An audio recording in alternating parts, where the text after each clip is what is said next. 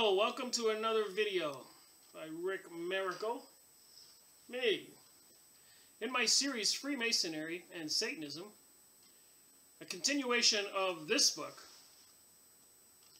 Project Montauk, also known as Rainbow Project, Phoenix Project, Mind Control, Time Travel, Time Manipulation, some strange goings on. Number 77, Part 2. Now I realize this may sound like the Twilight Zone, but let's not forget this is Freemasonry with all its occult activities, witchcraft, and Satanism, Freemasonry and Satanism, which includes Zionism, the Kabbalah, Hollywood, satanic rituals, drinking blood, throwing babies into burning fires, abducting people, eating flesh, reptilians, Masons, Illuminati, Bilderbergers, Bohemian Grove, Club of Rome, Knights of Malta, Knights of Columbus, Scottish Rite, York Rite, Rosicrucians, Jesuits, the powerful people behind the scenes ruling our world with technologies that some say are 100 years ahead of what we all know in the public. Least we not forget, 100 years ago, this is December 2015, so in 1915, think about it, there were no computers. There were no planes like we have today. There was nothing as far as advanced technologies. TVs, nothing.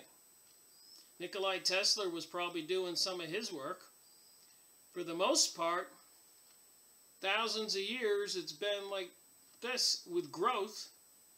And in the last 100 years it's gone off in a tangent curve. But prior to that, for thousands of years, there has been shamans who would go into trances, go into another dimension, the angelic dimension, God's dimension.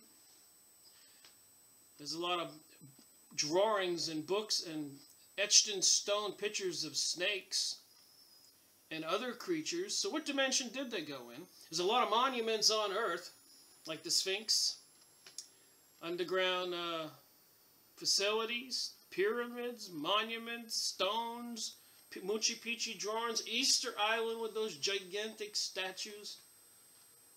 So there was an advanced civilization prior to the Great Flood, as documented all over the world by all the native tribes everywhere, including Aborigines in Australia, Russia, North America Indians, South America, Central America, all over the world they had documentation about the flood.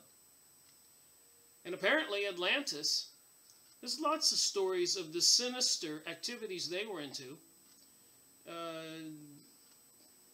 Interbreeding with animals, with technologies, creating all those monsters we see in mythology. Flying machines.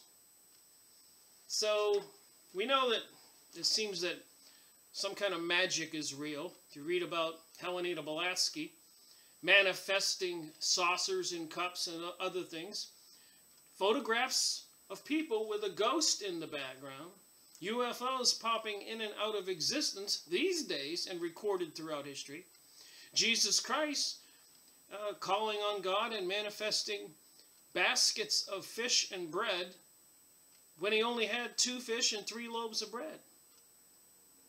Casting out unclean spirits in people and they would return to normal. Prophesizing what would be ahead down the road. When they get there, there it was.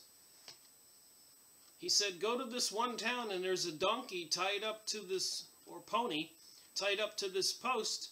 Go ahead and take it. And if anybody says anything, tell them I will return it. How did he know the donkey was there? He hadn't even reached that town yet. So all this may not be so far-fetched. Then you got dowsing. You have all kinds of activities, occult activities. I guess Hitler, in Rabbi Marvin Antelman's book, sacrificed a abducted gypsy man in Munich, Germany, to bring forth a demon, apparently which did appear, to impregnate a young girl who laid on the altar of that cult, in order to bring forth some spiritual beings. And wasn't Jesus supposed to have been born of a virgin, a spiritual being? So you start studying all this stuff, and it starts to all match. So what I'm about to read next might be a little out there. And I wouldn't disagree with you if you thought so. But I think examining everything is a good exercise for the mind and might put some other things into perspective. What is real? What do the powers that be have as far as advanced technologies, secrets as far as demonic magic, and plans for us? Do they hate humanity? Do they, as the Professor Higger said in the book The Jewish Utopia, we'll all be slaves, those they allow to live. There'll be a set of laws for them, the Zionist, Jewish, Talmudic Jews that Professor Higger talks about, and laws for us. It'll be against the law for the judge to give mercy or be lenient to non-Jews, but the judge can be and should be lenient and give mercy to Jews. Two sets of laws. Oh my. So the Montauk Project begins. Chapter 6. Just reading my highlighted portions. If you find this stuff fascinating, look up the Montauk Project. Experiments in Time, Preston, Nichols with Peter Moon. So here we go.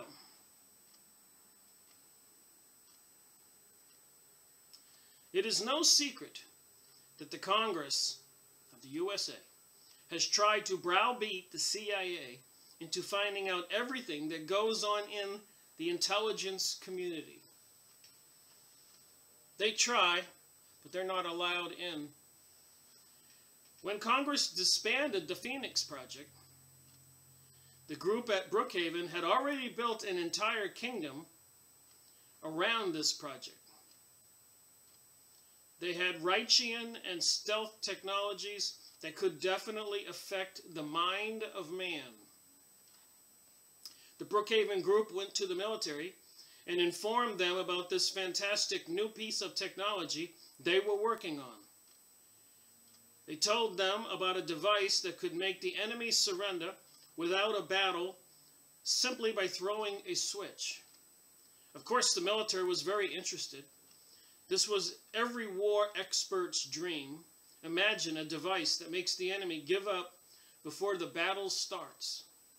The military became enthusiastic and were ready to. So Congress tried to shut them down. So these corporation, Brookhaven Labs folks, went to the military and said, hey, we've got something for you. And the military said, wow, we'll take care of the financing for that.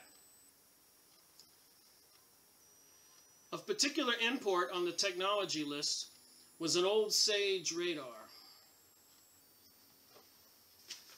I think we saw a picture of that radar system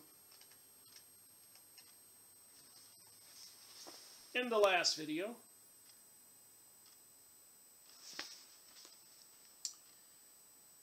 For this, they required a huge radio sound that would operate at 425 to 450 megahertz. From earlier research, it was known that this was one of the window frequencies for getting into the human consciousness. Think about that. They know the frequency, how to access your mind. A very high-powered radar device was needed that ran at 425 to 450 megahertz.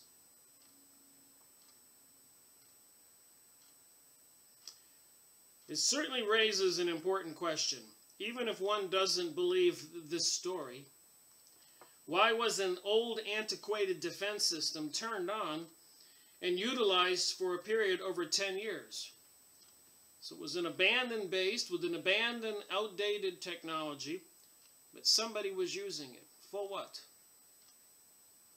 The name of this project was known as Phoenix 2 by officials concerned. It has since been called the Montauk Project by the investigators. Up until then, Congress had been informed about what had occurred, but at this point, independent people were carrying forward with the project denied by Congress and were operating outside of any controls. It is obvious that major funding would be required for such an endeavor. The financing is shrouded in mystery, but it appeared to be totally private. They think the original money came courtesy of the Nazis. Who were the Nazis? They keep saying Nazis like it's all the Germans. It's not all the Germans. The German people were never all the Nazis. It was the leadership.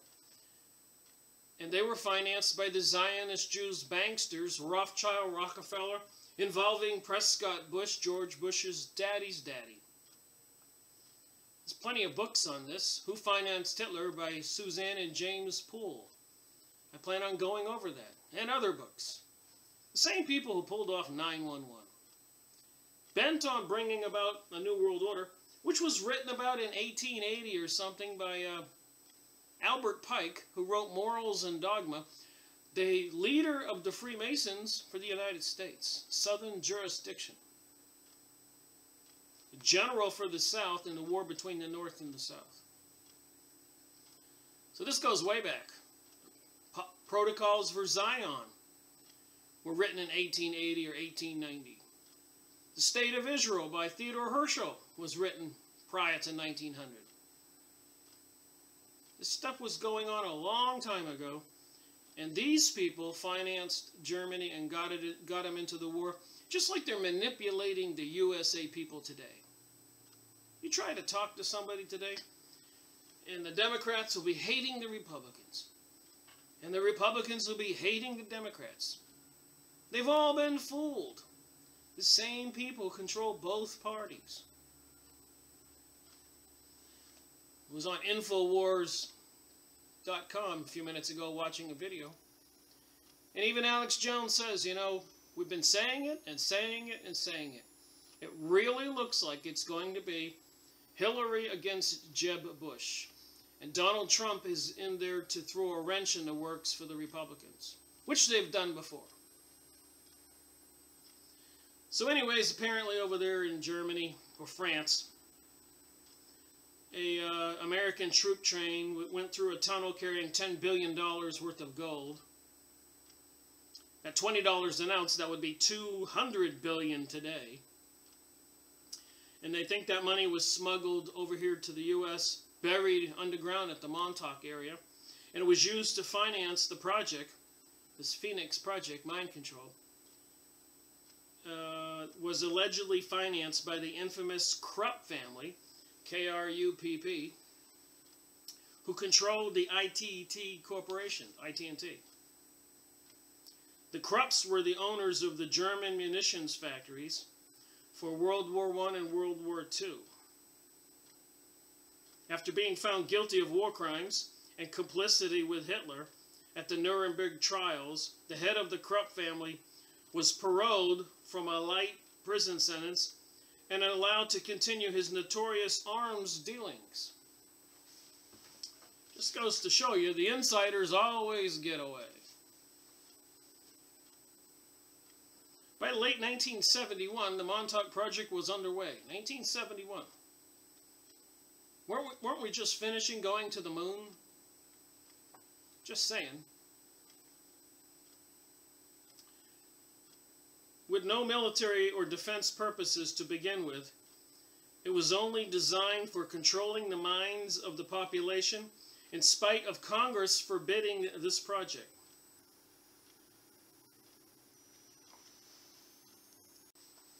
All right, moving on. So Preston Nichols says, I was one of the latter, came to the project in 1973. One of the authors of this book, Preston Nichols. There were a number of Air Force technicians who had worked on the SAGE radar in the 60s. The Air Force had assigned them to Montauk, even though it was listed on the books as a decommissioned, derelict base. The technicians told the Phoenix group that they could change the general mood of the base by changing the frequency and pulse duration of the radar. So they could change the mood of the people by changing the frequency and the pulse duration of the radar. Makes one wonder. They had noticed this as a professional courtesy after years of working with radar. This was a surprise to the Phoenix people, and they found it very interesting. By changing the pulse rate and the pulse width, they could change the general way people were thinking. This is what they were looking for. This new information prompted what I now refer to as their microwave oven experiments. They took the reflector, which looks like a huge banana peel. We just saw that SAGE antenna. And which can be seen from a distance when you are at the point, Montauk Point. Rotate it almost due west, turn the radar towards the land, the people, the cities. Angled it down so that it was focused on one of the buildings in what they thought to be a safe place. Inside that building, they had a chair inside, a shielded room. First, they'd sit someone in the chair. This was usually Duncan Cameron. Then they would open and close the door to determine how much UHF microwave energy was getting into the room. They experimented by running the transmitter at different pulse widths, different pulse rates, and different frequencies. So they were just trying different things just to see what would happen. That's kind of diabolical, experimenting on humans. And I went over a couple books where the government does that. Leonard Horowitz, AIDS and Ebola, and another book by a guy named Leonard Cole, and the military performing biological, plague-like, flu-like, virus-like materials on people. They've been experimenting on us all through the 1900s, and probably now the 2000 up to 2015. I can see the programming on the TV, the different mesmerization or trances type programming. I know a little bit about hypnotism. I've read some books. So they're using those technologies. We all know about the old way they did it, where they would flash a hamburger during a movie, but you couldn't see it, but your subconscious could see it. Or a hot dog, and the next thing you know, I got to go get a hot dog. So they know this stuff. And with what's going on in the world today, we need to ask ourselves, would they use this stuff, technologies, against us? And the answer is an obvious yes. They experimented by running the transmitter at different pulse widths, different pulse rates, and different frequencies, as I just said. They observed that certain changes made a person sleep, cry, laugh, be agitated, think about that, and so on.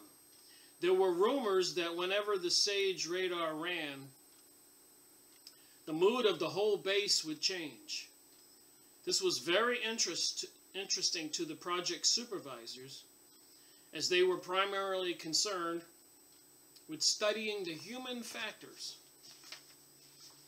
So far, not so unbelievable. Apparently Duncan, who was the guinea pig for these tests, sustained serious brain and tissue damage as a result of the continuous exposure to 100 kilowatts of RF power at a distance of about 100 yards. The radio waves baked his brains and chest. Anywhere in his body, there was a change in density. Zones of heat and energy would be created by the concentration of the microwave beams. Upon visiting a doctor in 1988, Duncan's doctor commented on the unusual scar tissue in his lungs. And they say they've only seen these kinds of damages when someone had got in front of a high-powered radar beam. When I worked at a major aerospace company for 10 years, and there were those big dishes, microwave transmitters, and there were warnings as you approached the area. Do not step in front of this transmitting dish.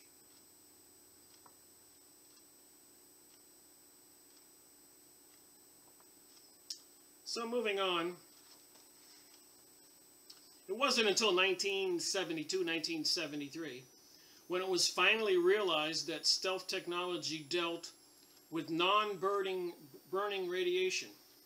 So there's apparently the front side of the SAGE antenna.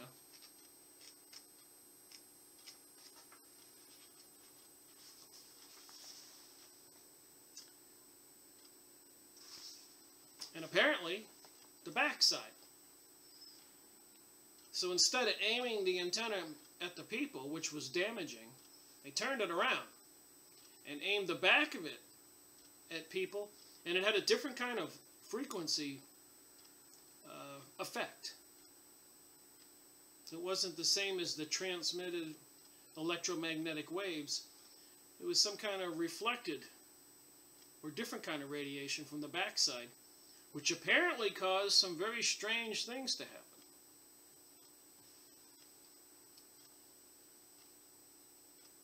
So they found out that actually went through the reflector and would be opposite to the focal point of the antenna. They tried it and turned the antenna 180 degrees. They aimed the burning rays at the sky and hit the person with the rays that came from the back of it were non-burning rays. They found that it had the same mood-altering capabilities, if not more than they had before, but this did not damage the people. At this point in the project, they were interested in monitoring people and changing their thoughts and moods, etc. The outer base had a nice gymnasium and a bowling alley with excellent food and accommodation. So they invited a lot of military troops to come to this base for R&R, rest and relaxation. It was near the beach and all that. And these troops didn't know they were guinea pigs. Unbeknownst to the servicemen, they became guinea pigs for the mood control experiments. However, these were not the only guinea pigs. Experimentation was also done on the townspeople, Long Island, New Jersey, and upstate New York, and Connecticut civilians, just to see how far it could go. Wow.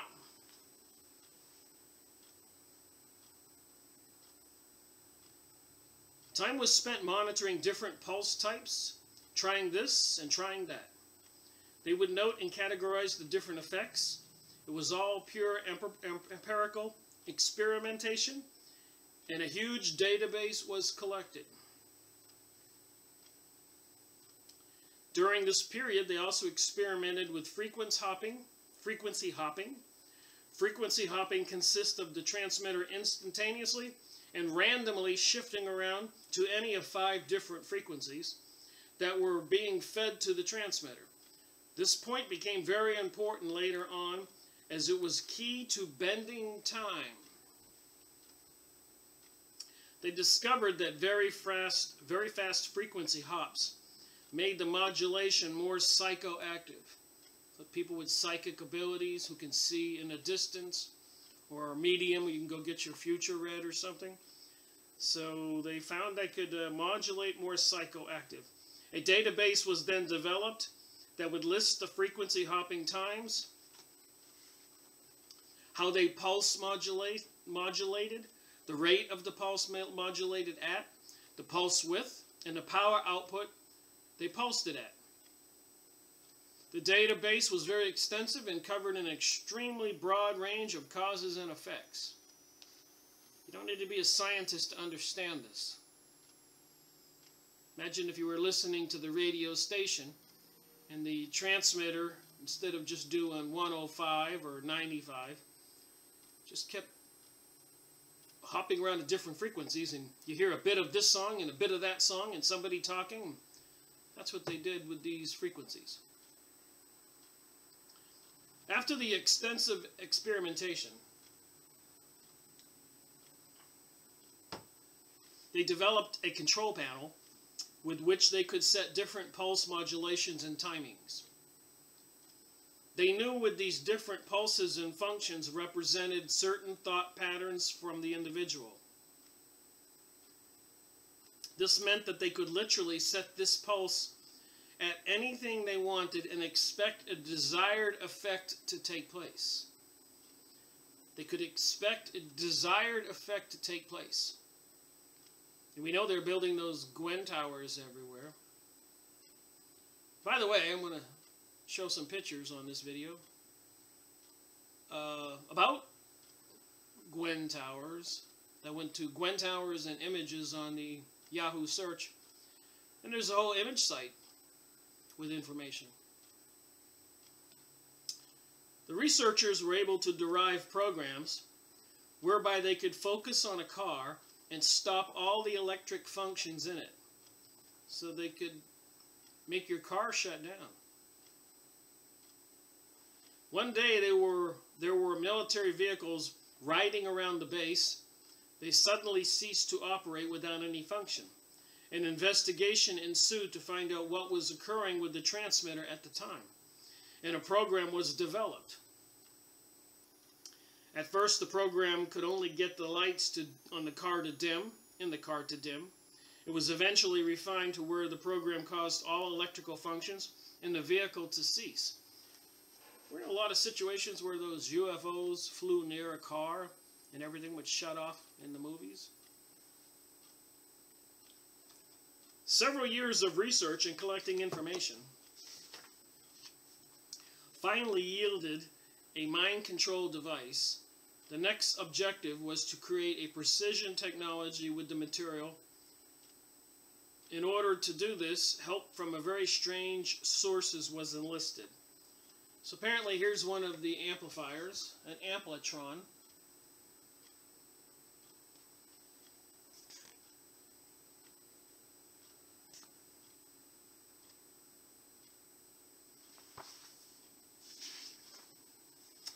And a triraton.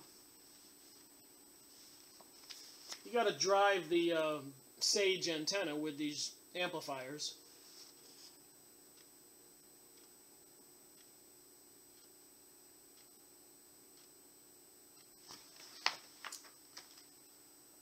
And chapter 10 is next, the Montauk chair.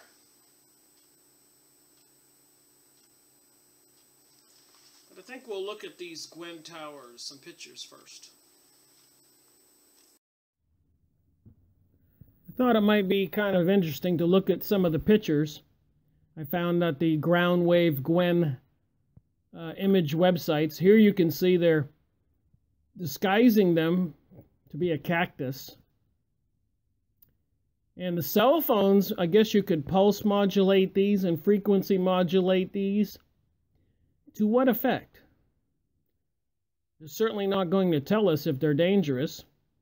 And then they have satellites in space that could send radio frequencies and modulated signals.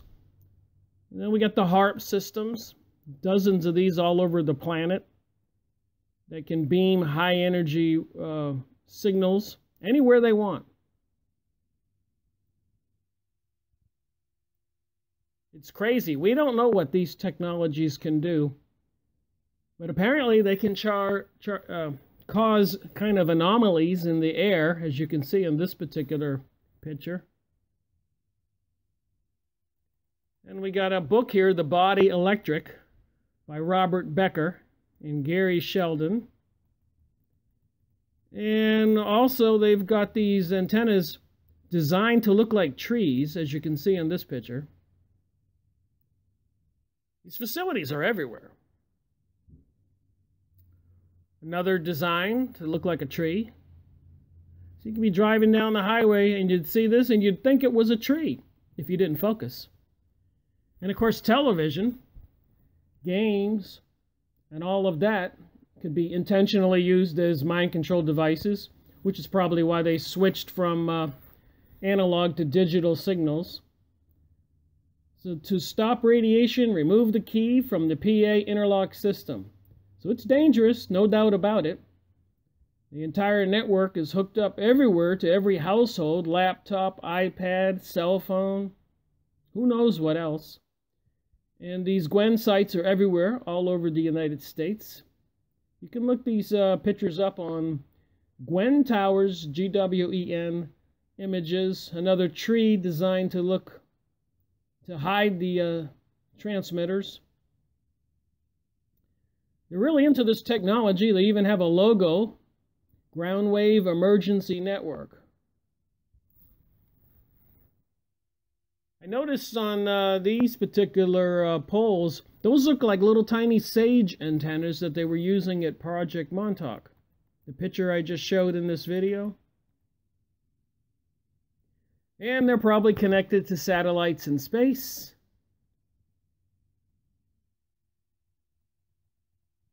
Hiding the technology so we can't see it. People don't believe this is all true. They're seriously into this, and it does control the weather. Probably controls the mood of the people.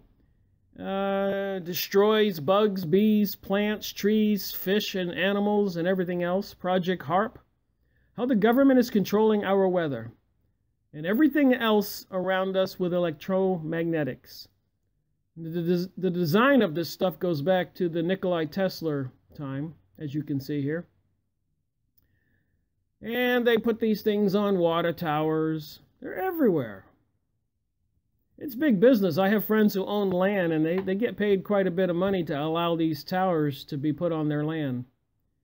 From the New York Times archives, the latter two experiments show that electrical brain stimulation does not simply evoke automatic responses, but reactions that become integrated into social behavior according to the individual's own personality and temperament, Dr. Delgado said. So go look up this stuff on the internet, the Gwen Towers image website, and there's a little link on the left-hand side on the bottom that tells you where these pictures came from. Gwen Towers. We need to resist this and tell the government to stop doing these things. You think? Mind wars, new mind control techniques, and delivery methods. Digital TV, I just said that. HARP, Gwen Towers, silent sound, cell phones.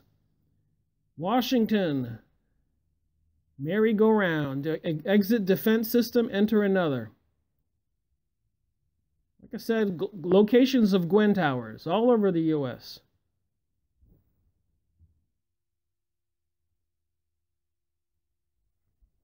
They know what they're doing. We know what they're doing. And you see how each tower transmits about 100, 200 miles, and then they interlock. So they can really mind control the entire country. People wouldn't even know they're under some kind of mind control. Diabolical. You think? So anyways, here are some of the pictures I found. Thought I'd share them on this video so people would get motivated and go look it up. And maybe we can save the planet from the diabolical Illuminati Freemasonic types who are into Satanism, etc., etc., etc. Well, continuing on, the Montauk chair.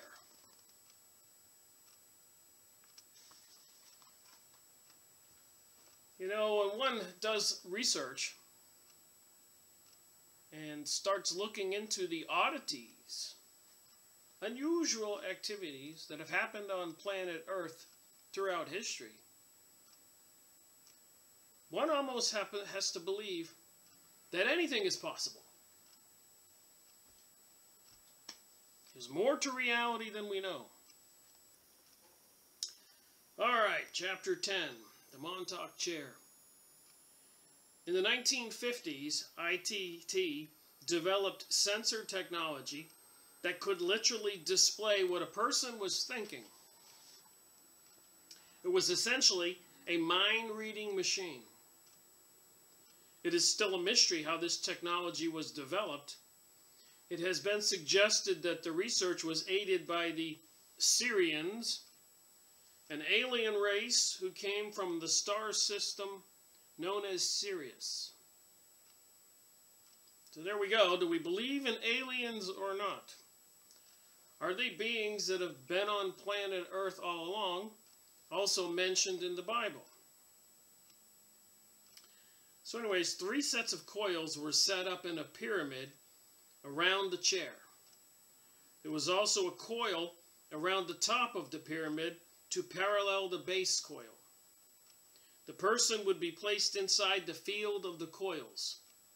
The 3 sets of coils were connected to a different radio receiver. Hammerland Super Prop P600s and 6 outputs.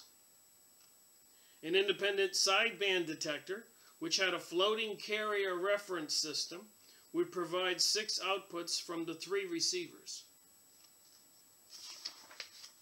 A little technical jargon there. So basically they had somebody sitting in a special chair with coils, basically antennas, to pick up signals from the person. With the use of an oscillator, the detectors in the receivers were able to lock onto a phantom or etheric signal that was being picked up by the coils. So we all have an aura around us. If you study any of the esoteric material,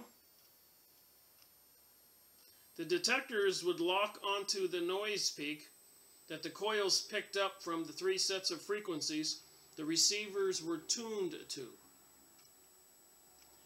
At this point, the research team was actually able to detect the signals that represented the comparable functions of the human mind. Solid signals that would change with a person's thoughts were actually coming out of the receivers. This device was actually reading the human aura, which is a word that psychics and metaphysicians use to describe the electromagnetic field that surrounds the human body. Thought maybe I'd look at a couple books of some of my research over the many years. And one of them here, The Human Aura, by Walter Kilnar. So in his research, he could see the auras. Apparently a lot of psychics can see auras around people. Basically it's an energy field. There's a lot of research here. Talks about different health conditions of people that can be detected by looking at the aura. And to just make the story short, his discovery involved the use of coal dust. You know, burning coal. So he would mix coal dust with water, ferment it a little bit, and he created a dye. Apparently it was a dye years ago, called Dionystein or something like that. See if I can look up the spelling of the word. But interestingly enough,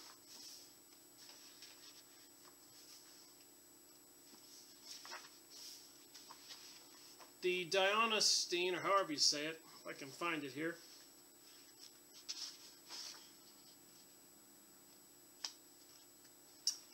Diana, D-I-C-Y-A-N-I-M. I'll put my finger here and show you the word.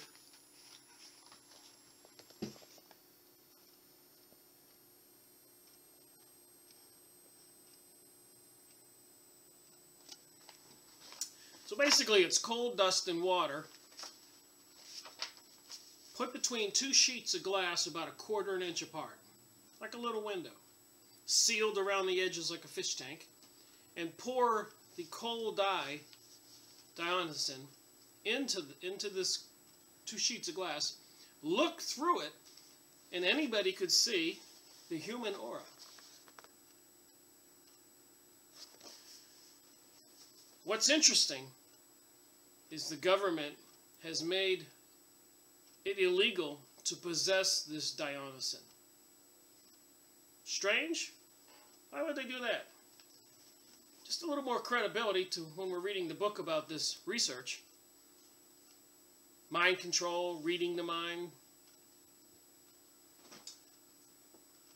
And just for an FYI, I am a collector of books, a reader of interesting books. You know, if the grocery stores were to shut down and the food supply were to stop, it might be handy to have a couple books like this.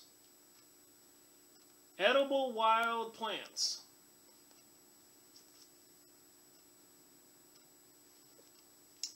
Brent Burgoon and Claire Bosley.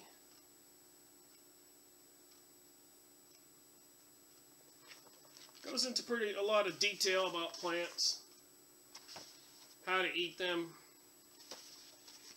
how to prepare them. And then I got another book here, Edible Wild Plants, A Guide to Natural Foods. Just FYI, if people needed to know what to eat out there in the forest,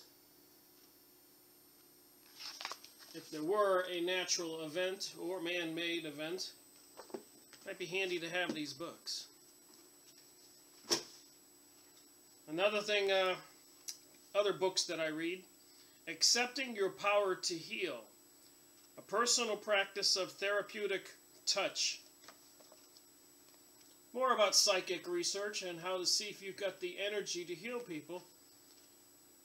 And, you know, if you take your hand and just gently feel close to your skin, you can feel a gel-like auric energy.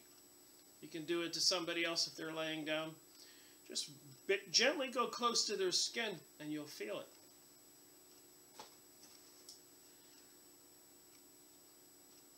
Magnet to electric interaction phenomenon in crystals. I do a lot of research. I was into this esoteric stuff for years. They even have mathematical formulas on the properties of crystals used with motors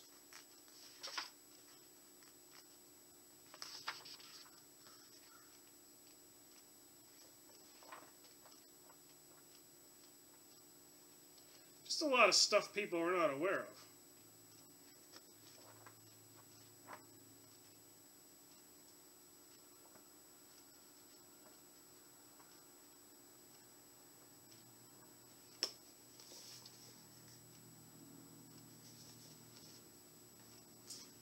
Flower essences and vibrational healing.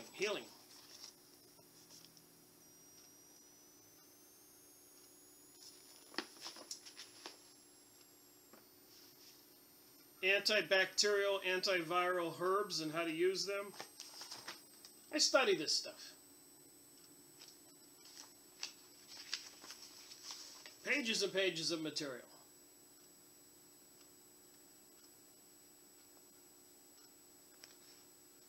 You don't have to be a doctor to get into this and try to understand things like this.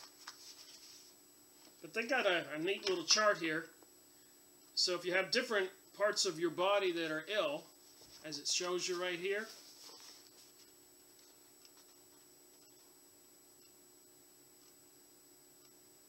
then they have different herbs you can take to cure those problems. And the doctors and the medical institutions don't want you to know this, by the way. It's probably an invaluable, nice-sized book to get. Flower essences and vibrational healing. It tells you how to prepare the stuff from the different kinds of plants out there.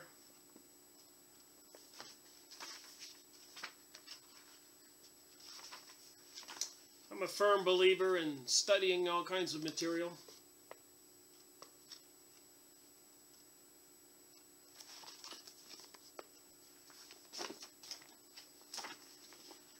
And kind of an amateur rockhound.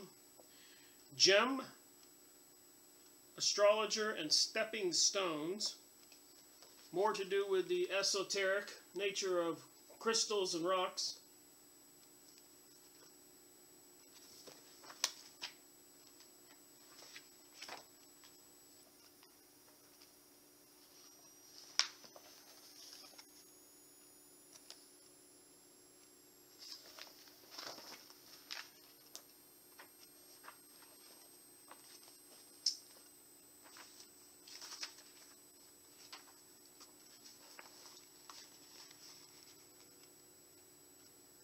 Symbols.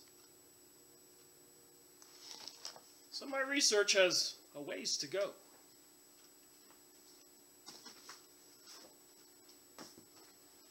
Alright, so back to the book.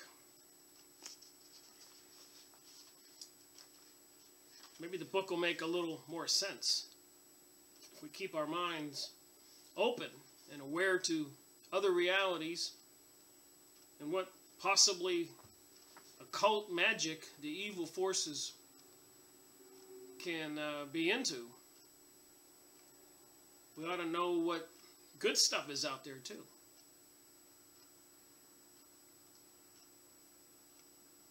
At this point, the research team was actually able to detect the signals that represented the comparable functions of the human mind. Solid signals that would change with a person's thoughts were actually coming out of the receivers. So they put these coils all around the person's body, hooked it up to some receivers, and they were getting signals. So they had to make sense out of those signals using computers. This device was actually reading the human aura, which is a word that psychics and metaphysicians use to describe the electromagnetic field that surrounds the human body. When the people at Montauk heard about this mind-reading device, they thought it was great. They wanted to turn this mind-reading machine into a transmitter. So now they can figure out how to read your mind or detect your auric changes, which changes probably with your emotions. They wanted to turn that around and be able to beam those energies out there to control people, change their emotions, even program thoughts in their heads. When the ship became invisible, the Philadelphia experiment we talked about, the crew would then be synchronized with the alternate reality and wouldn't have become disoriented and mentally lost. So they were seriously happy with the results of the Philadelphia experiment, with that ship disappearing and then reappearing, but they weren't happy with what happened to the humans. Half in and half out of the bulkheads, obviously killed. And the other ones who were not destroyed that way, mutilated that way, had mental problems, issues. They had gone raving mad.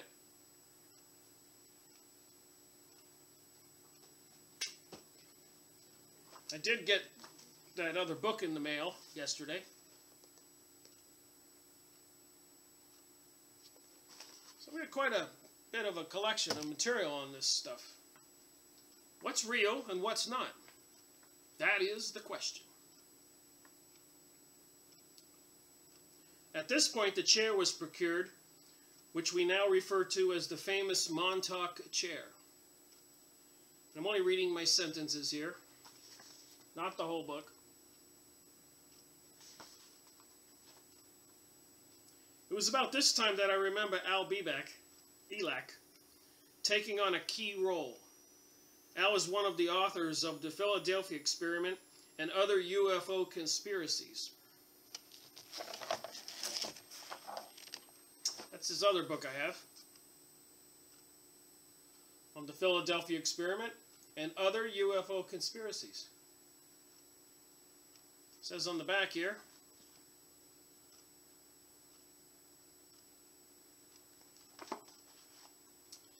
in October 1943, the U.S. Navy secretly accomplished the teleportation of a warship from Philadelphia to a dock near Norfolk by successfully applying Einstein's unified theory.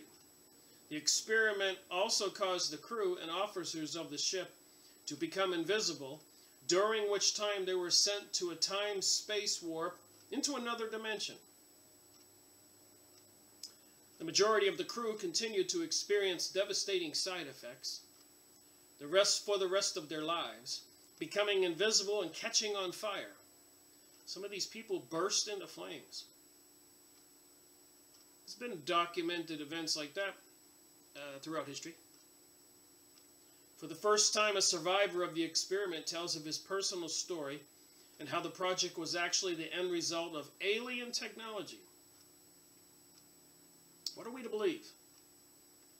The book also covers other classified top-secret CIA and NSA projects, including genetic cloning, age regression and progression, time travel, as well as a host of other topics related to UFO cover-up. That ought to be interesting to go over. So moving on here. He has memories of being involved in the Rainbow Project as well.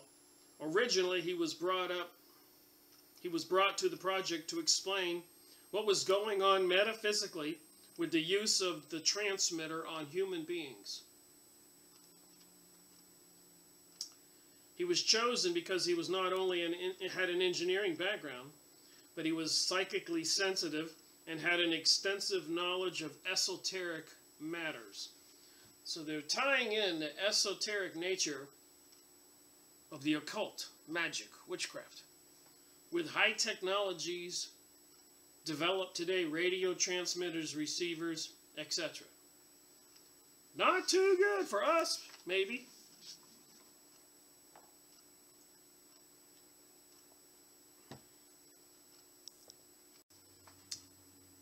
All right, moving on. The IBM computer would then broadcast it out of the transmitter and could build a thought form out at Montauk, of what the psychic was thinking in Southampton. So they hooked up the computer to the Montauk chair with all the receivers, and they recorded that information, and they were able to transmit it and possibly create a thought form.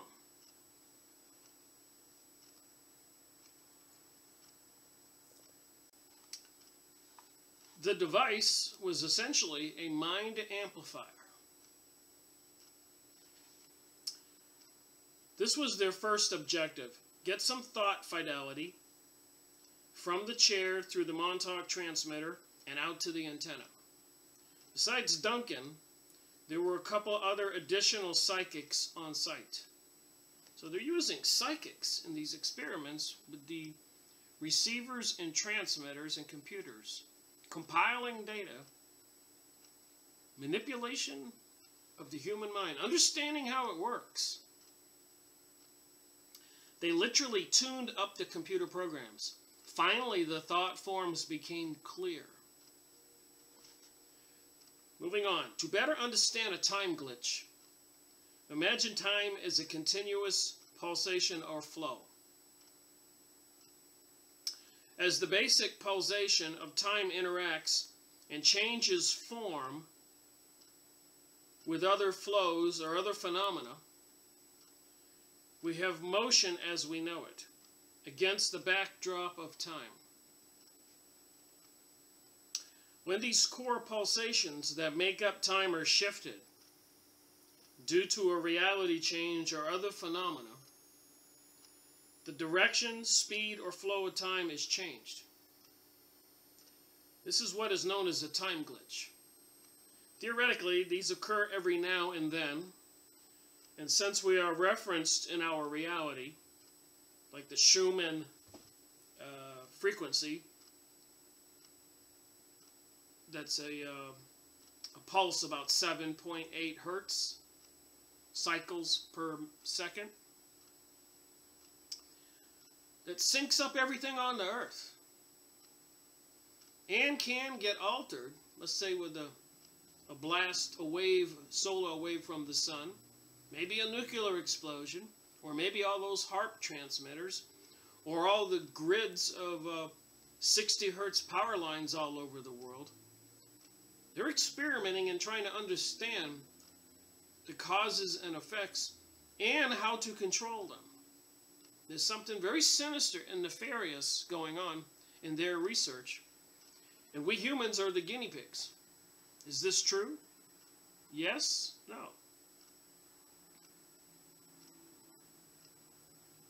Theoretically, these occur every now and then, and since we are referenced in our reality, we really don't notice a time glitch. Deja vu phenomenon could well be an example of a glitch in the fabric of time. I'm going to take another book break when we talk about these things to clearly understand that glitches in time, anomalies, or oddities have been going on all throughout history of mankind. Ghost, out-of-body experiences, magicians, magic. The moving coffins in the vault, the wheel of Orpheus, Marcini's numbers, the planet Vulcan, the ship seen on ice, the Balderlangs of Kagajan Suli, the Auroras, Crossi Zakaya, the Wizard of Martyris, the Prophecies of Nostradamus, the Devil's Hoofprints, Robert Gould. You could probably say some of those words better than me. So oddities, a collection of strange things that have happened on planet Earth. Things appearing, disappearing.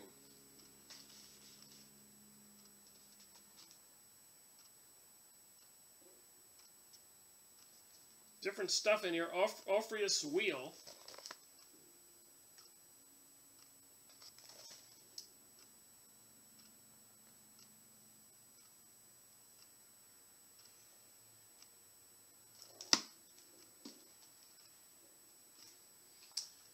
I collect books on the pendulum and how to use it, of course. Here's an old one I collected. Volney Matherson.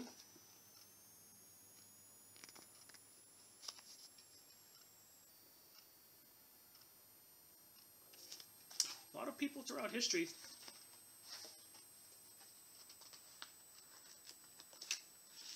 there's an interesting picture here.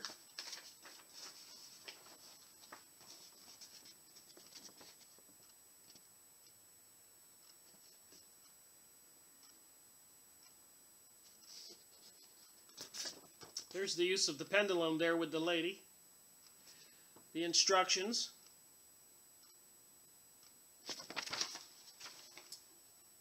The inner eye. Nice little questions you can ask the pendulum. Is it really Mary's fault that we quarrel? Do I really want to marry Jim? Is blue becoming a color for me? Do I really want to stop smoking? Should I quit this job? Do I really hate my boss? Do I really want a divorce? When I use the pendulum like this at parties, I try to get people to refrain from asking some questions like that. One lady goes, at a party, is my husband cheating on me? And here I am leaving my mind blank and allowing the answer to come through. And her husband was sitting across the room there, and I go, you can't ask that question. I don't want him coming over here getting angry at me.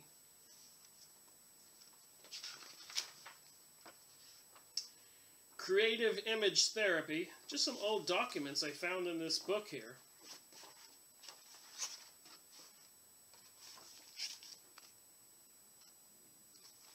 As you can see, this research is quite a fascinating trip.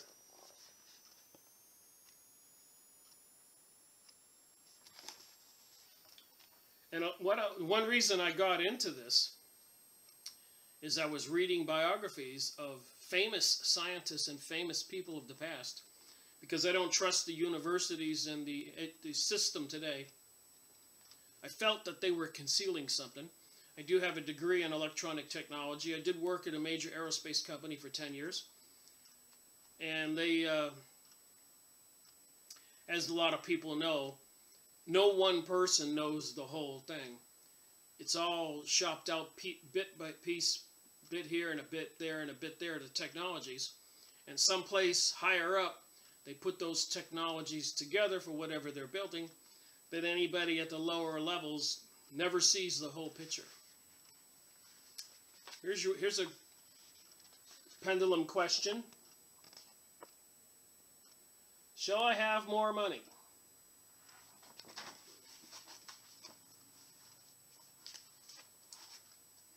Here's another book, interesting, Reincarnation.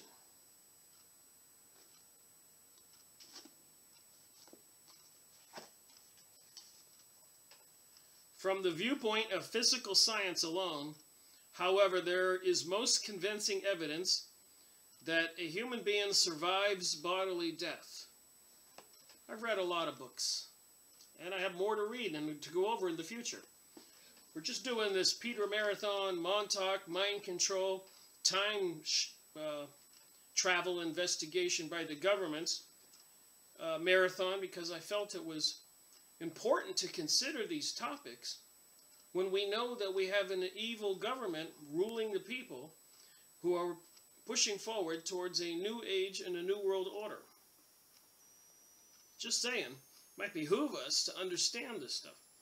And they're using remote viewers and psychics and technologies and beast computers, monitoring everybody, compiling data, profiling people, creating programs for Jade Helm, that human beings won't make a decision if they do push forward with some big event to a calamity, a destruction, some disaster on Earth, enact martial law, and they want to find out who the troublemakers are who won't go along.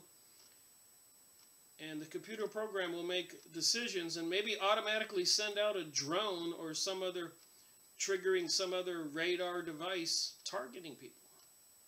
Hope all that made sense. It is a bit bizarre. I agree. Psychic criminology.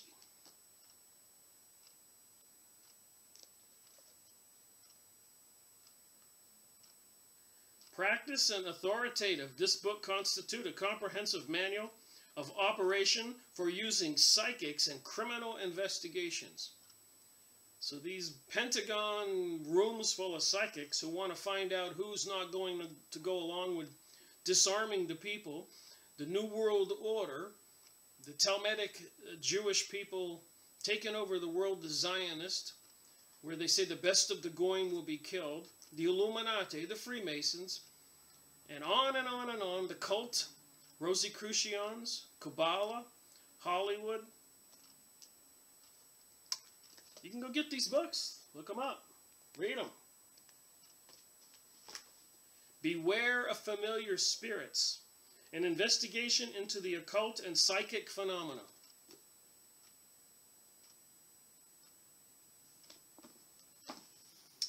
And lastly, and scary enough, King of the Witches. The World of Alexander's, June John, The Search of Angels. People don't want to believe this stuff. I don't blame them. People have what you call normalcy bias.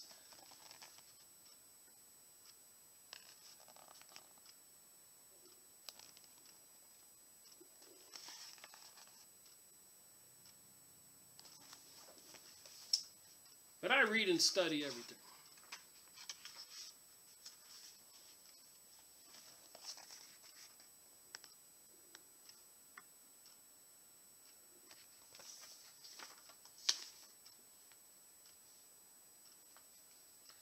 This stuff goes on. I've been talking about it in my videos. I'm looking at this book and I can't believe what I'm seeing.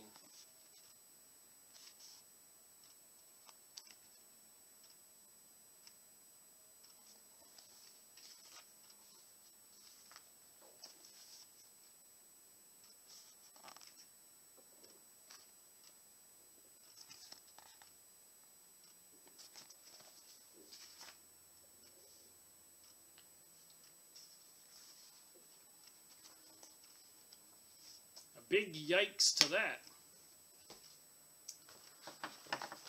So if you think that was crazy, let's get back to this. Page 70. They worked through the mid-1975, but continued to have difficulties until they consulted the original prototype that the chair was based upon, allegedly devised by the Syrians. Aliens? Or demonic beings, interdimensional beings. And I'm just reading my portions here.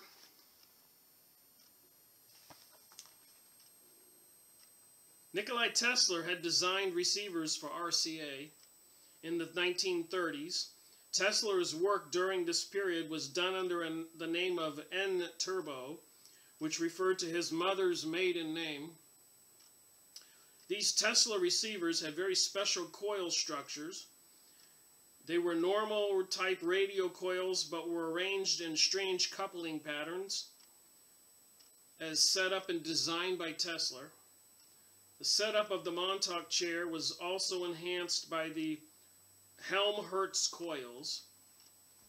Helmholtz coils consist of two sets of coils. They possess a unique property in that they can be phased to create constant fields of energy inside the coils. At Montauk, the researchers extrapolated upon the principles of the Helmholtz coils. They used three sets of coils, X, Y, and Z, phased them so that while a constant energy could be maintained inside the coils, there was absolutely no effect on the outside. The coil structure in the receivers designed by Tesla were ideal for the Montauk project.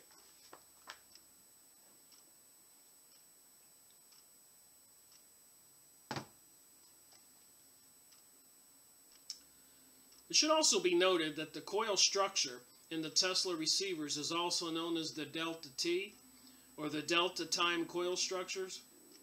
The property of shielding an energy field is part of what enabled the bottle effect to be created around the USS Eldridge in the Philadelphia experiment. To get the Montauk chair operating without interference, they had to replicate what the crystal receivers did with the Syrian alien technology. What to believe? That's why I went over all those other books. Dowsing and witchcraft and the aura. And the government making diazonosine illegal to possess. When you can mix up that coal dye between two plates of glass and see somebody's aura. What's with that? And the medical institutions in the 1920s and 30s taken over by the Rockefeller family, making it illegal to do herbal type of medicine, the old type of medicine. They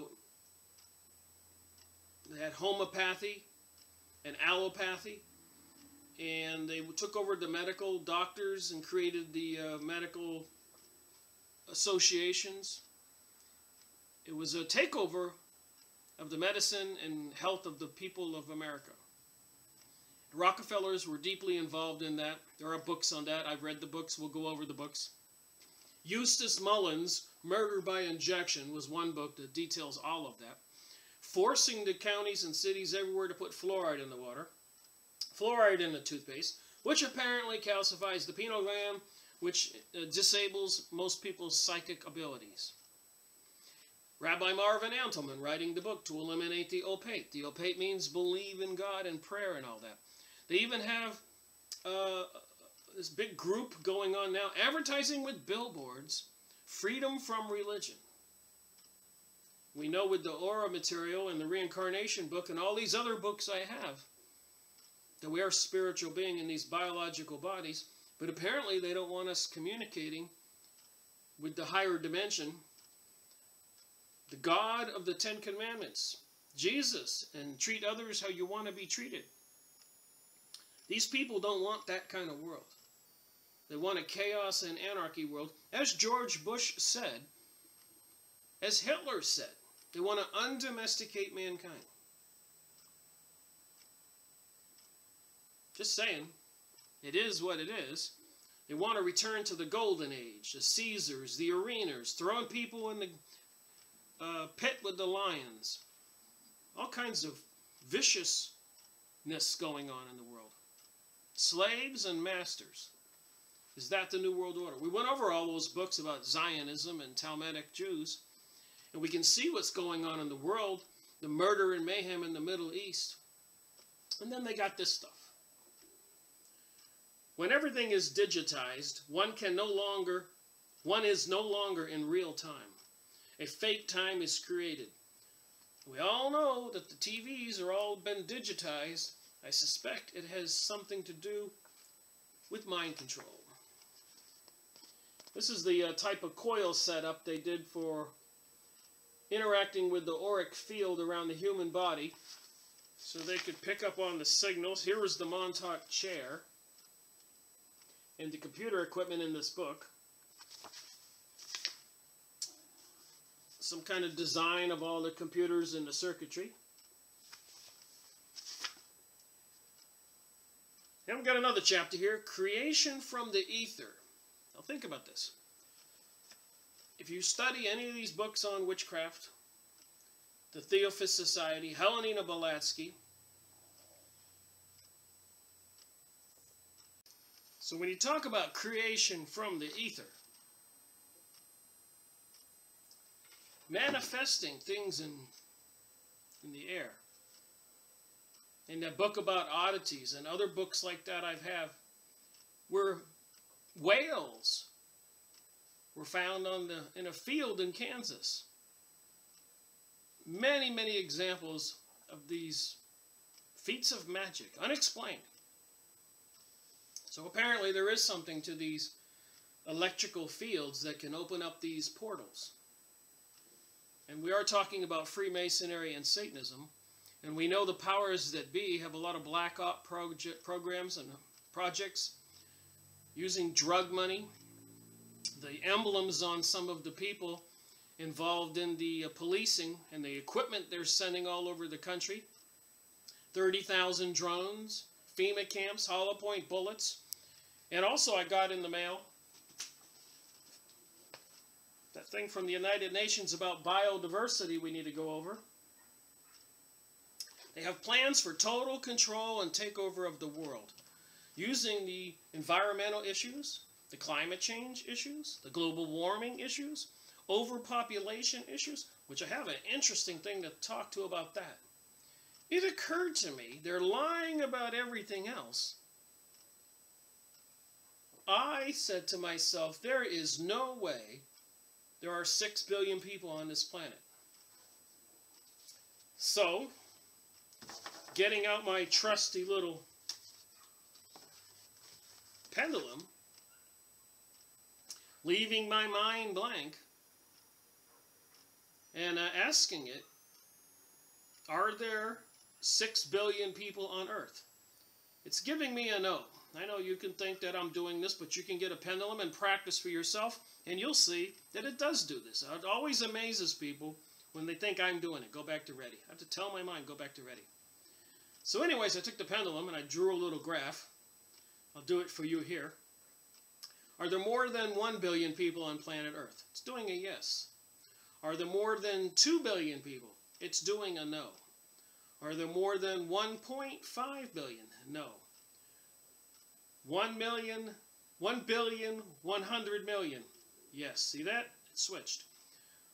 1,200,000,000. Yes. 1,300,000,000. Yeah, no. So I narrowed it down, and apparently, using the pendulum, leaving my mind blank, asking the question, there appears to be 1,220,000,000 people on Earth. 1,220,000,000, if this stuff really works.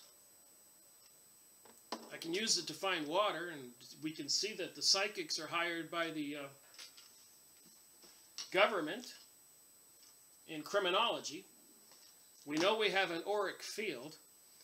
The dowsing thing, as I showed you in that other book, goes back thousands of years. So it just occurred to me that somebody's lying about the overpopulation problem. And they have plans. This is a horrific book here, what they're planning on doing. It's coming right out in the United Nations. Economic markets. So the globalization is being driven by all these fears of overpopulation, pollution, environmental issues, global warming, global cooling, climate change, terrorism, maybe the plague, comet hitting the earth, earthquakes, pole shift, etc., etc., etc. And all it is another attempt, like Hitler's attempt, or Caesar, Genghis Khan, Alexander the Great, Napoleon, an attempt at a world empire, which is all, in my opinion, satanic, luciferic, and as Rabbi Marvin Antelman book, and many others that I have, to eliminate the opate, Volume 1, Volume 2, is they don't want we the people connected to God. So anyways, one book I read a while back, Magic Eyes, Helena Blavatsky, the founder of one of the founders of the New Age religion, the Theosophists. Here's some pictures of her.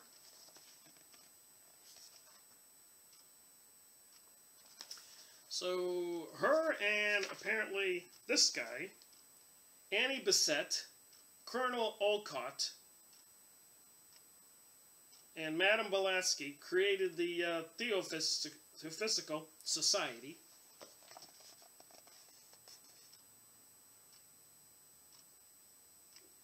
After spending a lot of time over there in India studying the Hindu religion, we all know about the yogis and yogas that can float in the air or sit there in the wintertime for months on end or whatever, with no clothes on, and not freeze to death, and not starve. There's something about this magic. And apparently, these masters they talk to, these interdimensional beings, even like Albert Pike talked to,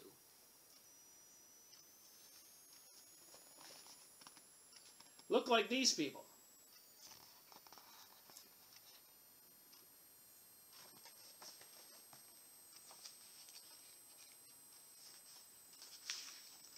And Madame Blavatsky would do a lot of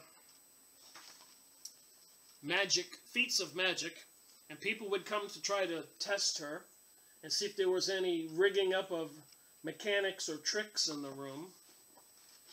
And she would, just a very interesting book to read.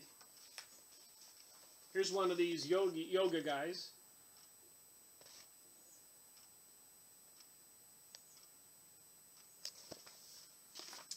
This is the foundation of the New Age. Make no mistake.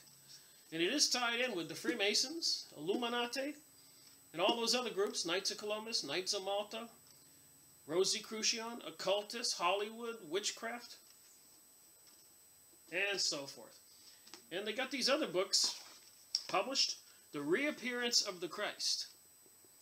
So we know that the Antichrist is coming. They don't put that Antichrist on there, though. This is done by the Theosophist Society. There's some names and signatures on this. I like collecting these old books. The Doctrine of the Coming One. The doctrine of the avatars. Remember the movie Avatar? Where the spirit enters the blue bodies? That's why they made that movie.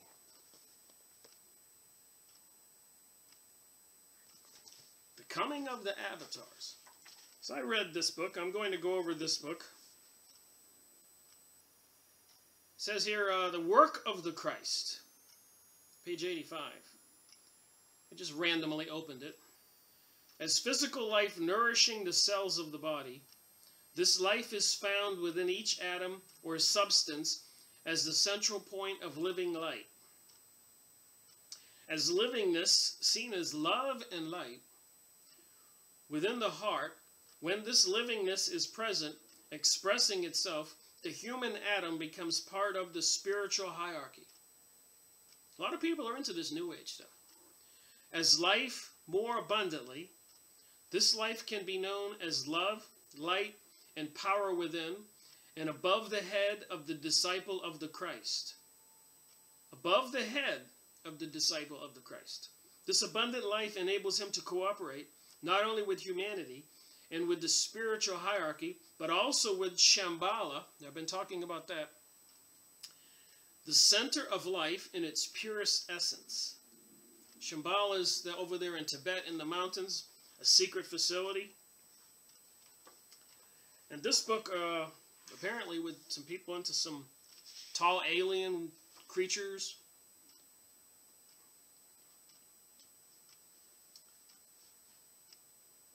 The keynote here, whenever there is a withering of the law and an uprising of lawlessness on all sides, then I manifest myself. So the world is trying to create, the governments, the powers that be, are trying to create a uprising and lawlessness on all sides. And this Bhagavad Gita, however you say it, for the salvation of the righteous and the destruction of such as do evil, for the firm establishing of the law, I come to birth age after age. This was by Alice Bailey. First printing 1948. I'm going to read these books again and make videos on these things. Look at this. It looks like blood. I've showed this in previous videos.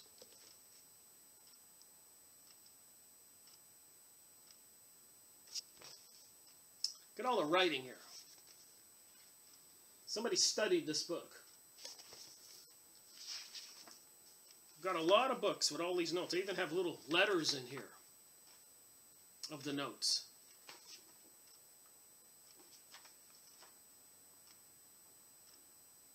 I lose weight following Singe rules. You can see somebody studied this seriously with all the notes. And Helena Blavatsky's Bible book, like Albert Pike's Morals and Dogma, The Secret Doctrine. I need to read this by Helena Blavatsky. Look at this. It's like a Bible thick book. You can see I've read a lot of it. I highlighted yellow. I've used this information in previous videos. It's just, I mean, can you imagine reading this? This is going to be like reading the Bible itself.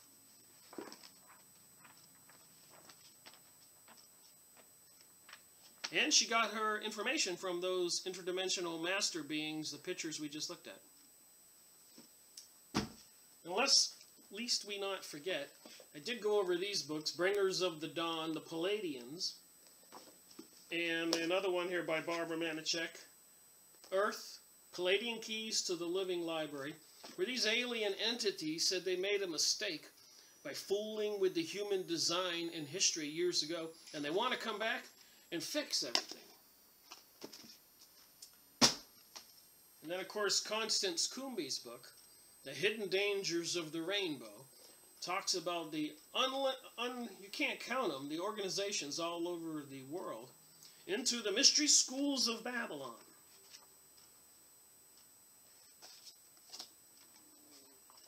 Here's one little paragraph I'll read here. For example, Hitler's crack SS operation under the direction of Heinrich Himmler, was forced to undergo group initiation into the pagan mysteries. Magic. Shrouded in Aryan Grail esoterics. Magic. The initiate's goal was to gain psychic abilities and superhuman strength. Now you see why I'm diverting from this book? This stuff is documented. Hitler was into this stuff. I just randomly opened that up. And then we got another book published here that I went over in previous video. The Sirius Mystery.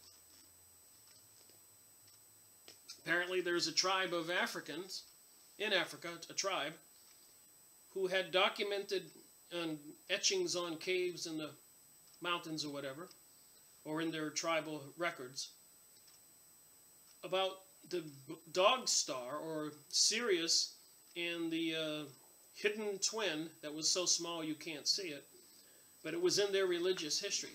So if you can't see it, and it's been in their religious history for thousands of years, here's the bottom line here. Look on the back of the book. Was Earth visited by intelligent beings from a planet in the system of the star Sirius? And I think Robert Temple there was a Mason. So I'm just saying, is somebody fabricating this material to make a paradigm shift? Just saying. Sorry for jumping around on all those books, but what I'm about to talk about might be a little bit more believable. We might be able to figure out where this stuff is coming from. Creation from the Ether, Chapter 11. Project Montauk. Financed in secret by individuals like the Illuminati probably and banksters and the ruling elite who are pushing for a new age and a new world order, deceiving the people, mind-controlling the people, causing all these shootings, terrorism situations. And it might behoove us to try to figure out why. And what we should believe or not believe. By late 1977, the transmitter was reproducing thought forms without glitches and with a very high degree of fidelity. At this point, they pulled out all the stops. They had the psychic Duncan Cameron concentrate on a solid object, and guess what happened? The solid object actually precipitated out of the ether. So he would think up, let's say, a blue glass. And an image of it would pop into the existence. And we just went over all those books, oddities, witchcraft.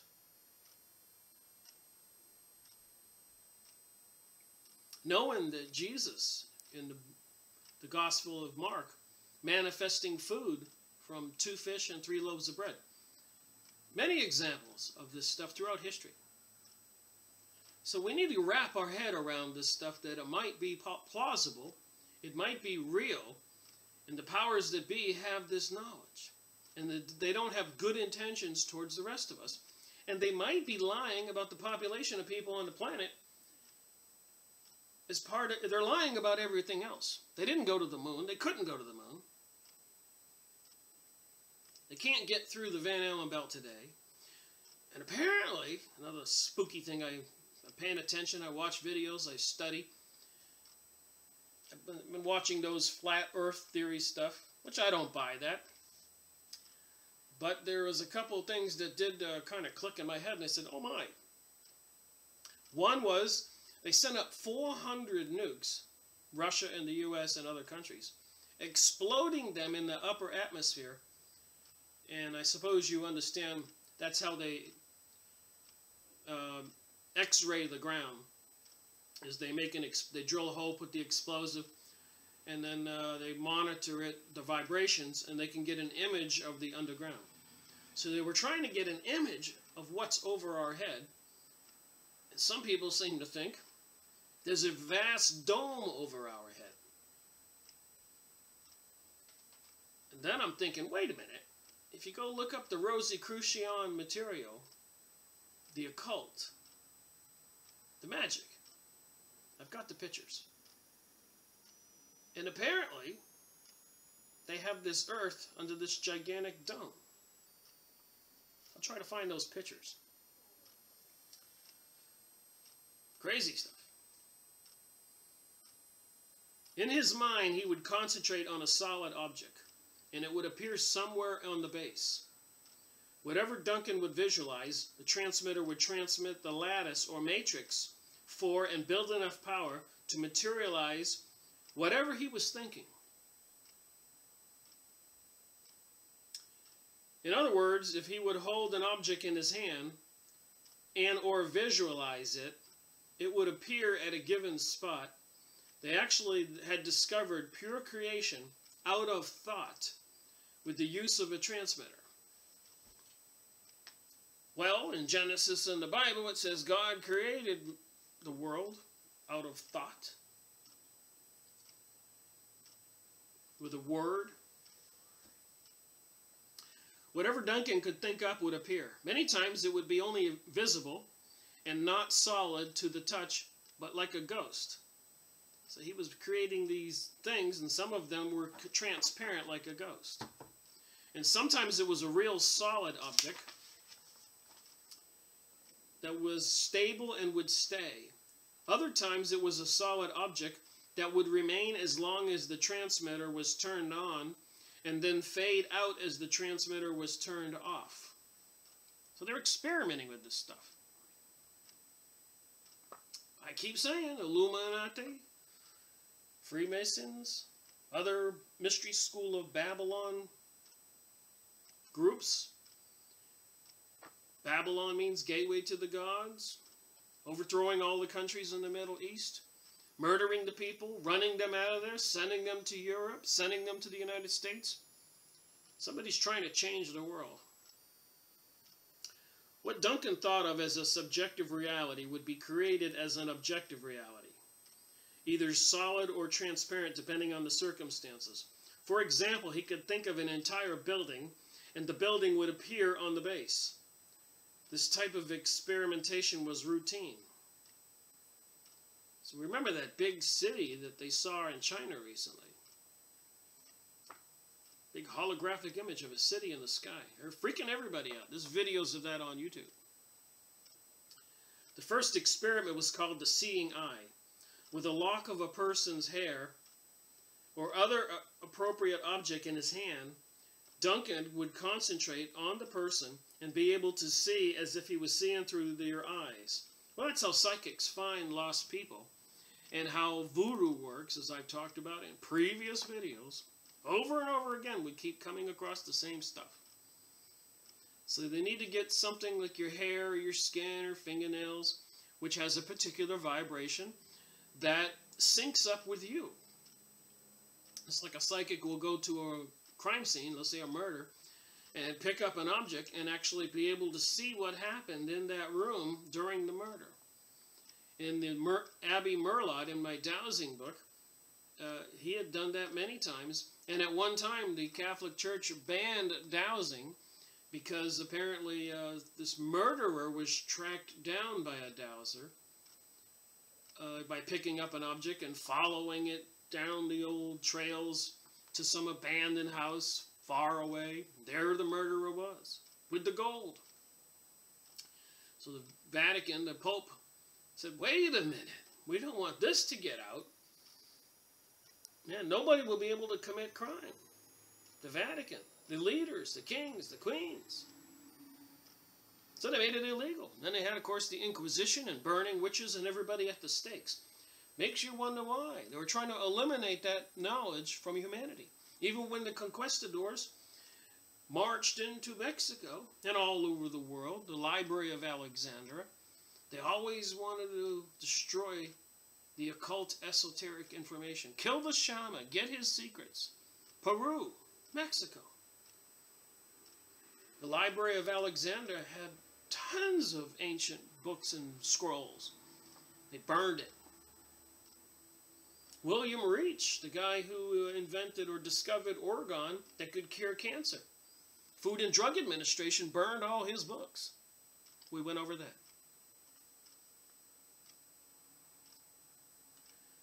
So he would be able to see through their eyes, hear through their ears, and feel through their body if he had somebody, an object of somebody's, while he was in the chair with all those electromagnetics turned on. He could actually see through other people anywhere on the planet. This style of experimentation was extensive, but I don't know how far it was taken. And we know they're putting Gwen towers all over the planet, HARP towers, satellites in space, cell phones, iPads, and wireless, and so on and so on. One just wonders if they're not trying to create a gigantic situation where they can see and know what anybody's thinking and control people, turn people off. The next step is microchipping people. This is all biblical. It is truly incredible that such a feat could be accomplished. However, the agenda employed was more sinister than incredible. They were interested in controlling how human beings think. The next move was to see if they could put thoughts in the head of another person. For instance, they could have Duncan meet a subject individual. Subsequent to the meeting, and unbeknownst to the individual, Duncan would concentrate on the individual. 99% of the time, the subject would get thoughts similar to Duncan's. Being able to push his mind so far into the mind of another being, Duncan could control another person and make them do anything he wanted. This control factor was on a deeper level than ordinary hypnosis. And all these books I went over. The reappearance of the Christ. The Jesuit Pope. That's the warrior arm of the church, by the way. Helena Blavatsky, the leader of the Theosophists. Psychic criminology. King of the Witches. We saw those pictures. This stuff is real. Beware familiar spirits. Reincarnation. Oddities. Accepting your power to heal. All this New Age stuff. Your auric field.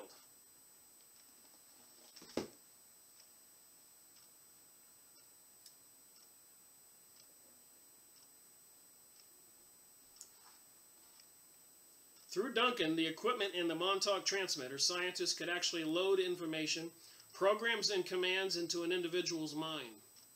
Duncan's thoughts would become an individual's own thoughts. And using this process, an individual could be made to do something he wouldn't ordinarily do. Maybe go into a church and shoot up a bunch of black people. San Bernardino. Just me asking questions, exercising my rights under the First Amendment. If the Constitution is still in effect, least we forget. That one video I watched, I mentioned in a previous video, where, what was her name? Naomi Wolf said that it had been suspended and she was breaking out in tears.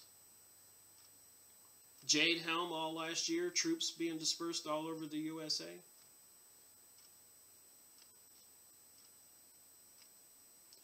This was the start of the mind control aspect of the Montauk Project. This line of research continued until 1979. Many other different experiments ensued. Some of them were interesting, but others had horrible consequences. They would target individuals or masses of people, animals, places, technology. They could basically target anything they wanted. For example, a TV set could be made to go haywire. They could stop the picture or shut it off entirely. They telekinetically moved objects and destroyed rooms. You know, you wouldn't buy into any of this if you weren't looking and thinking about all those other books I showed. And those are just a few of my 500 or more books I have. That's just 10. I could sit here for hours and just show you more and more and more. Just read the Bible and see the things that Jesus did, the prophecies, the things he said would happen in the future. He told Peter, you will deny me 3 times. And Peter said, I'll never deny you, Jesus. And then when they did arrest Jesus, and then they saw Peter, and they go, do you know Jesus? And he goes, no, I don't know Jesus. I'm paraphrasing. But how did Jesus know he would deny him 3 times? And then expelling unclean spirits and demons from people 12 times in the Bible. Moses coming down the mountain with the 2 tablets, the 10 commandments. And all the Hebrews had collected all the gold and made a golden calf. The pagan religion. Remember, the first commandment in the Bible says there'll be one God and one God only. Not this Moloch dude they have in the Bohemian Grove that Alex Jones snuck in there and videoed, where a lot of our presidential leaders and other leaders, CEOs, etc., were photographed, dressed up in long robes, photographed there, and a lot of men dressed up in long robes, screeching and hollowing like at a witch's satanic ritual, bringing in gay men for sex, throw a baby into a burning fire under a giant owl called Moloch, and on the U.S. dollar bill, on top of the 1 on the right, if you have a magnifying glass, there sits a little owl, Moloch. And then on the other side is the eye of Horus, the son of Isis, son of Osiris, married to Isis, the threat apparently we have in the Middle East. They're playing with us, I keep saying. Mind control. Animals could be made to charge off Montauk Point and into town. Humans could be influenced to start a crime wave. One must realize that when Duncan did these experiments, he was in an altered form of consciousness. He had been given special training, which could possibly have been administered by the CIA or NSA. In any event, his conscious mind would be diverted through sexual bliss, what could be termed the primitive mind. Remember, they want to de-domesticate mankind, would then surface. This is what they're trying to do when they can continue to make society so unacceptable, so stressful, people will revert to their primitive minds. Obama said this recently. He says, I know it's going to get worse as the economy and everything else gets worse. They know this. It's a fact. And why not? If you're starving, will people turn into cannibalism? Will you kill some guy and his wife and 2 little kids to get in their house to get their food? If you and your friends are starving? Look what we have going on in the world, the kind of TV programs and movies. Insanity. Mind control. Duncan, the individual, would be transferred into an orgasmic trance. Remember, a lot of this satanic stuff does have sexual rituals, as we've noticed in a lot of material I go over. His primitive mind, at the disposal of the researchers, could be very suggestible and therefore controllable. The primitive mind could also be cleared of previous programming, and something else could be inserted. There was a literal translator whereby they could program in whatever they wanted. Spoken words, written words, movies, music, or whatever was needed was employed to work in the primitive mind. Can you imagine if they used these technologies for the good of mankind?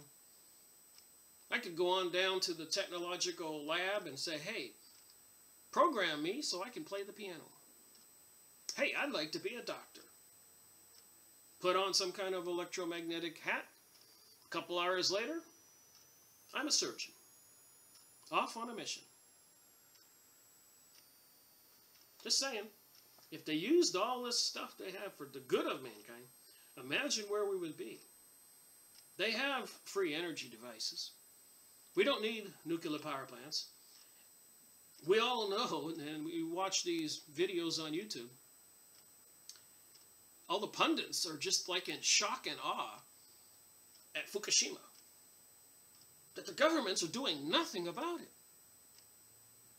It's leaking like an overfilled bathtub, flooding your whole house and the cellar below and running out the front door down the street. You'd think somebody would turn off the tub, right? That's Fukushima. It's just dumping radiation material into the Pacific. And the governments are doing nothing. So, considering that and everything else going on in the world, it should be obvious to anybody they're trying to bring about this situation where people do lose their minds and turn into their primitive selves, chaos and anarchy, and the undomestication of mankind. And what's it have to do with demonic beings and the reappearance of this Christ character? It's not Jesus, of course. All this mind control equipment, microchipping people, the politicians. Can anybody even possibly fathom that it looks like it's going to be Jeb Bush and Hillary? Much of the population are so beyond help, they're going to get feverishly involved in this. All the Democrats are going to be behind Hillary. And all the conservative Republicans will be behind Jeb. Forgetting everything George Bush did, 9/11, Dick Cheney. They say Saddam had weapons of mass destruction, killing all his people. Gaddafi, killing all his people. Assad, killing all his people. Ukraine, Russia's killing all the people. Egypt, he's killing all the people. And they keep doing this over and over.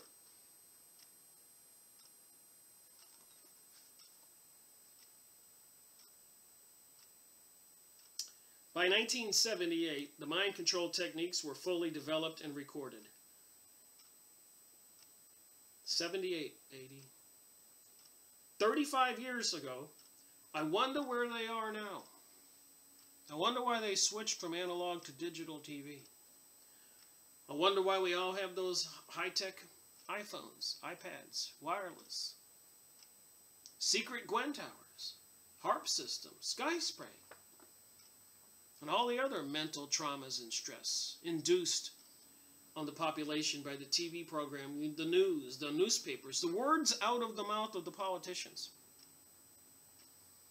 I was just watching Lindsey Graham speaking about, at a hearing about Assad, and he kept saying over and over, why are we not taking down Assad with troops marching into Syria?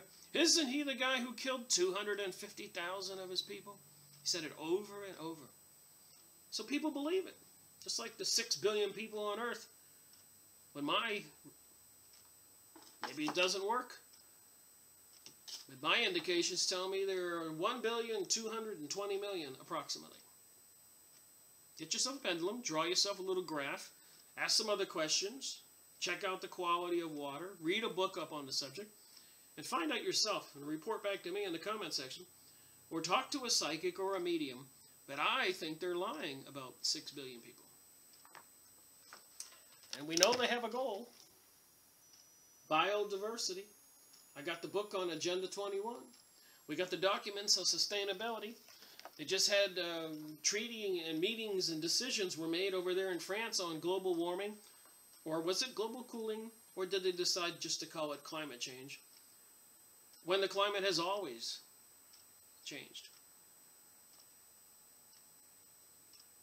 By 1978, the mind control techniques were fully developed and recorded. Appropriate tapes were made and distributed to different agencies so they could be developed into something practical. Oh my. Just one more interesting topic while I'm at it. I had to flip on another light. The sun is going down. And I'm sure a lot of people who are into research are aware of worlds beyond the poles.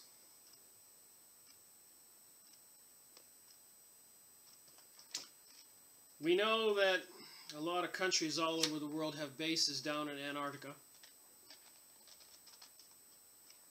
And you are not allowed to go there, we humans. No corporations can do anything down there. High security.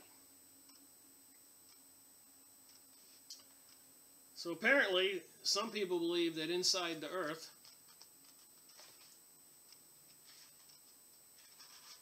there is another Earth.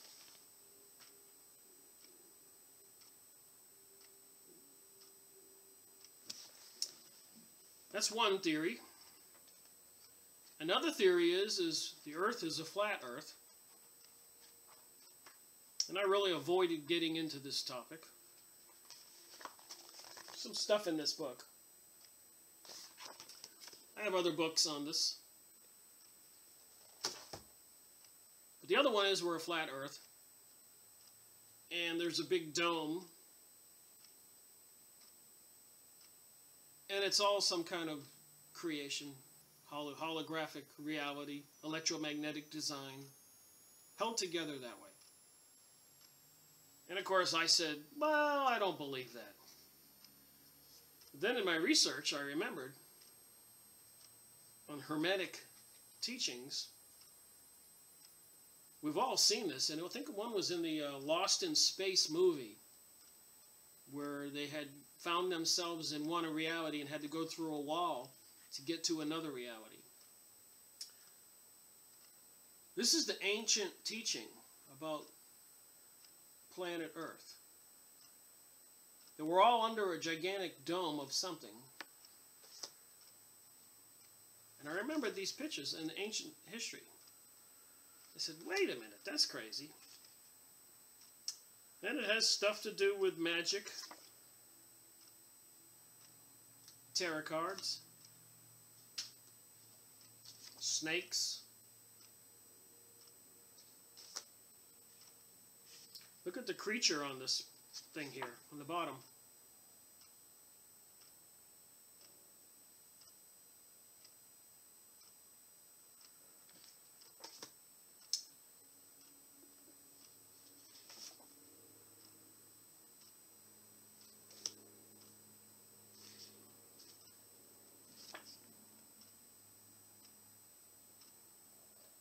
Beings from another dimension, do they need suits like this to survive in this dimension?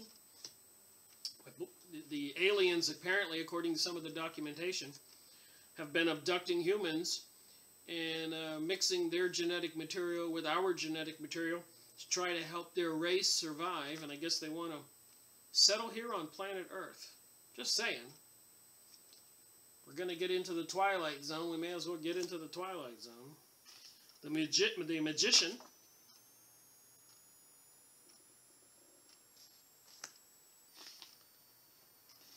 Sun god, moon god.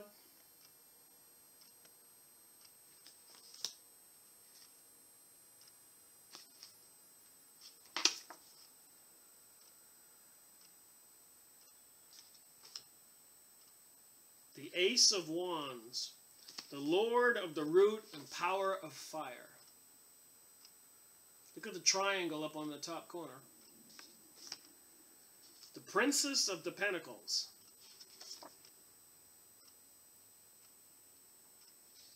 So what's the Kabbalah all about? Aren't these Zionist Jewish folks into the Kabbalah? The Zohar? The Talmud? All kinds of strange stuff in those books. Hollywood? The programming? Murder and mayhem? And the horrible way which they portray humans to be.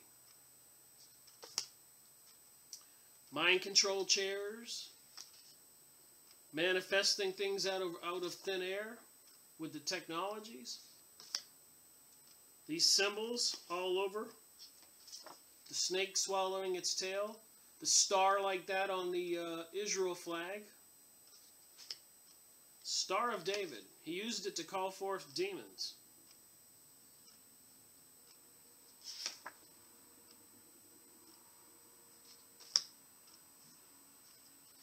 Hermetic genealogy of knowledge. So I looked up Hermetic in images back in some previous research.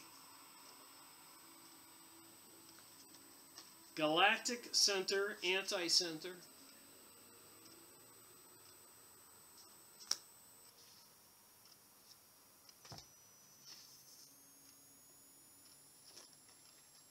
Guess it's something like tarot cards.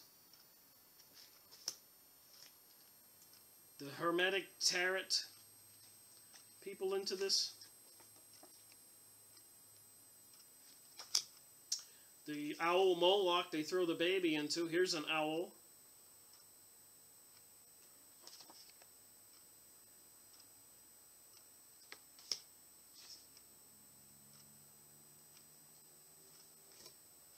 The emerald tablets of the Hermes Trismegistus. The all-seeing eye here. This creature with a bird head, Horus.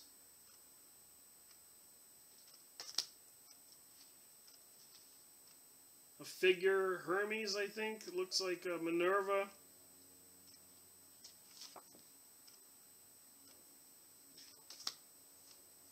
Just saying, there's some weird stuff out there.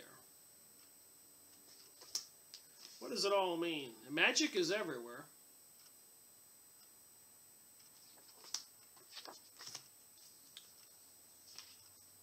The altar symbol.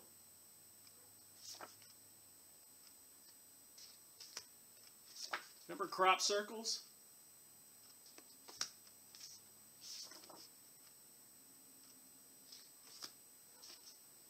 A magician in his laboratory.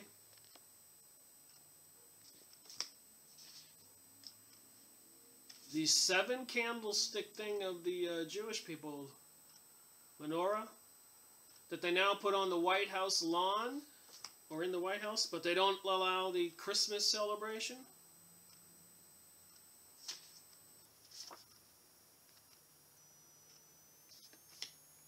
The wind and sky are ours, heaven and all its stars. Waken and do what you will. Isn't this Aleister Crowley, the evilest man alive? Do what you will. They want to undomesticate mankind, and do what you will.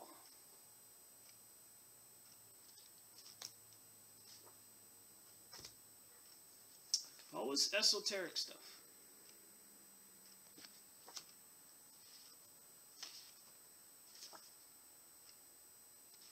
Just thought we'd take a look here and see some of the symbols. Magic, Hermetic magic, Tree of Life, all this stuff that's in the Kabbalah, Rosicrucian material, Freemasonic books. Read up on morals and dogma. We'll go over that some more. Crazy stuff. Stuff that most people don't know. Look at the heads on these creatures.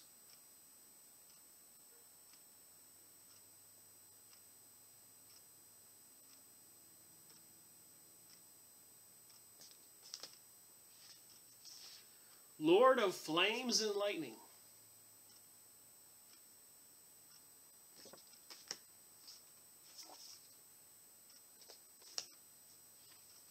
I guess here's a ring of one of the organizations.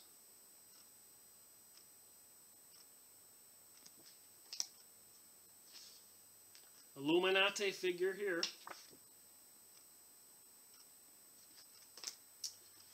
All this stuff, magic, symbols, talisman, witchcraft. What does it mean? Hermetic tarot. What does it mean? Should people be aware of this? Acknowledge that it's real. Secret covens, groups meeting all the time. Look what we looked in that witchcraft book. Do I need to show that again? Can anybody stomach it again?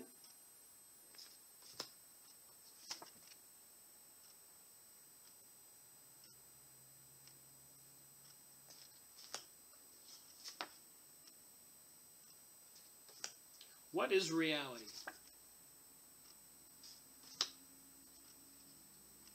Who were the magicians to the kings and queens in the past? Are they, now it's all secret lodges and temples.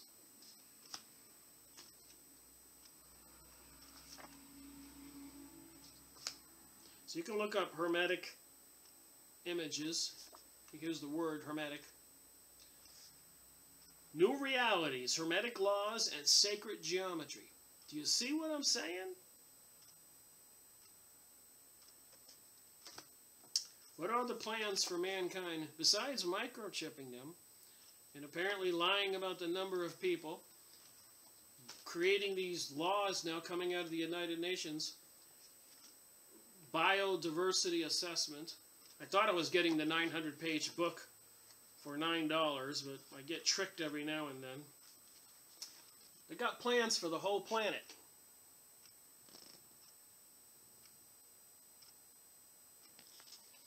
apparently the Antarctic is fenced off. And some people say that we're in a big flat Earth with a dome over our heads. And I remembered these pictures.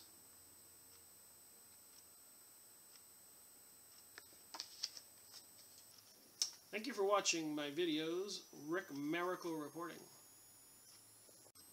There is a button or a comment section below and a link where you can make a donation to support the cause and to help me advance what I'm doing and continue what I'm doing with the research and the videos. Thank you.